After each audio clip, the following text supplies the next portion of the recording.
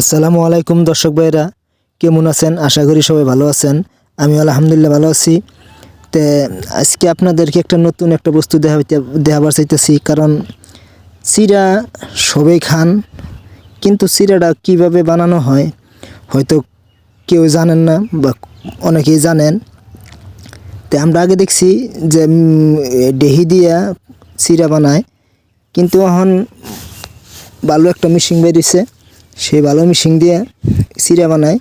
দেখেন, যারা যারা দেখেন নাই তারা অবশ্যই দেখবেন ভিডিওটা শেষ পর্যন্ত, কিভাবে চিড়া বানায় মেশিন দিয়ে।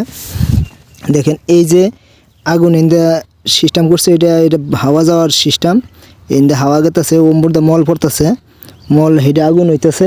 হওয়ার পরে তারপরে এই দিক দিয়ে চিড়াটা ভাজা হইতেছে।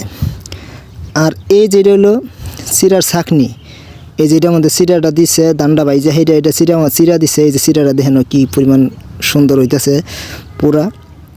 চিড়াটা সবাই খাই, আমরা সবাই ভালো পাই আর কি। চিড়াটা চা দিয়া বা এমনিও নানান ধরনের করে খাওয়া যায় এটা আর কি।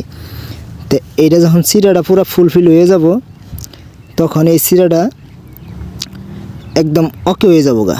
ওকে হওয়ার পরে এই দেখুন মেশিনটা কি চালু করতেছে, আর ওই যে পাটা দিয়ে এই করতেছে। এই টাইমে এবার স্কুলের পোলা বানাইছে চিড়া খাবার নাকি। তো করে কইলাম, তোরা কীরকম চিড়া খাবি খা। তো ওরা চিড়া খাইতেছে। এই যে ওখানে যে এই মেশিনটা দিল, এটা চিড়া জারার জন্যে। তার মানে এটা দা চিড়া জারে উনি দিতেছে। ওটারও মেশিনের লোক কালেকশন আছে, ঘুরতেছে, ওরে চিড়া জারতেছে। মলটা পড়ে গেতেছে গা, চিড়াটা খালি রয়ে গেতেছে।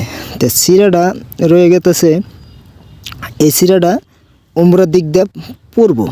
এমরা আবার সিস্টেম করছে, ওই চিড়াটা চালাই হেরে এই দিক দিয়ে পড়তেছে। এই যে তার মানে সাফা হইয়া পড়তেছে ডাইরেক্ট বস্তার মধ্যে।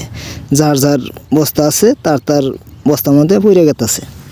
তো আপনারা যদি চিড়া খাবার চান তাহলে অবশ্যই মেশিনে নেবেন, চিড়ার গুণ ভালো হয়। দেখেন সুন্দর চিড়া হইতেছে। আর এই যে এক খোলা বাজা হয়ে গেল, আর খোলা এই যে রেডি হয়েছে। ওই যে আগুন দিতেছে, আগুন ঘুরতেছে, অনু বাজতেছে, আর এটাতে চালনি করতেছে। তার মানে যেহেতু বালু দেয় ভিতরে, ওই বালুটাই বাজে। তে মলসল এই সাইটাই পরে সেগুলো দেয়। এই যে দিল দেখেন। তে আঙ্গ এইদিকে এই মেশিনটা বহাইছে।